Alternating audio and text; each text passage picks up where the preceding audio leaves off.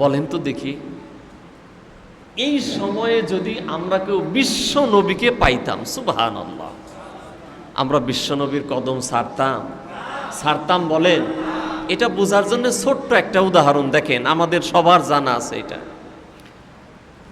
বিশ্ব নবী তিনি এই আসমানের নিচে জমিনের উপরে তার মতো এত মহামানব আল্লাহ দ্বিতীয়টা আর বানান নাই, ঠিক কিনা বলেন? এত মহামানব তিনি, সেই বিশ্বনবী সাল্লাল্লাহু আলাইহি সাল্লামের কদম ছেড়ে যাবেন না। বাবার সামনে বলে দিলেন, আল্লাহর পয়গাম্বর, আমি আমার বাবার সাথে যেতে চাই না। আমি এই আলোচনা অনেক স্টাডি করেছি, পড়াশোনা করেছি, ওইভাবে বুঝি নাই। তখন বুঝেছি যেদিন দেখলাম বিশ্বনবী দুনিয়া থেকে বিদায় নেওয়ার 1500 বছর পরে, সাহাবায়ে কেরাম দুনিয়া থেকে বিদায় নেওয়ার 1000 বছর পরে বাংলাদেশে আল্লাহর একজন ওলি যখন দুনিয়া থেকে চলে গেলেন 14 বছর 13 বছর জেল খাটার পরে, 13 বছর 14 বছর জেল খাটার পরে আল্লাহর একজন ওলি চলে গেলেন যখন দুনিয়া থেকে, তাকে জেলখানা থেকে বের করে হাসপাতালে নিয়ে শহীদ করা হলো।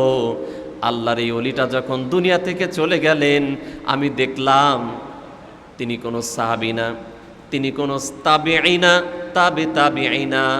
বিশ্ব নবীর 1415 বছর পরে আল্লাহর এই ওলি দুনিয়া থেকে বিদায় নেওয়ার পরে ইমানদারেরা তার জানাজায় অংশগ্রহণ করার জন্য বুকটা পেতে দেয় বুলেটের সামনে, তাকে একটু ধরার জন্য, তাকে একটু চুমা দেওয়ার জন্য জীবন দিতে পর্যন্ত প্রস্তুত হয়ে যায়।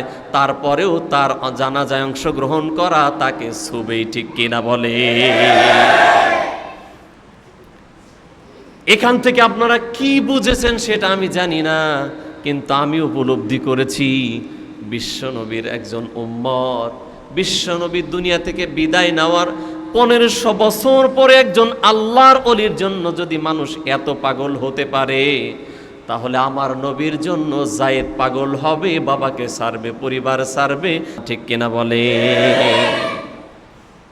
এটা হতেই পারে, কারণ একজন আল্লাহর ওলির জন্য 1500 বছর পরে যদি মানুষ এত পাগল হয়, মরে গেছে মানুষটা, শহীদ হয়েছে, তারপরেই আপনারা ভিডিও দেখেছেন, একটু ছুবে, একটু ধরবে, একটা চুমা দিবে, মানুষ পাগল হয়ে গেছে, ঠিক কিনা বলে?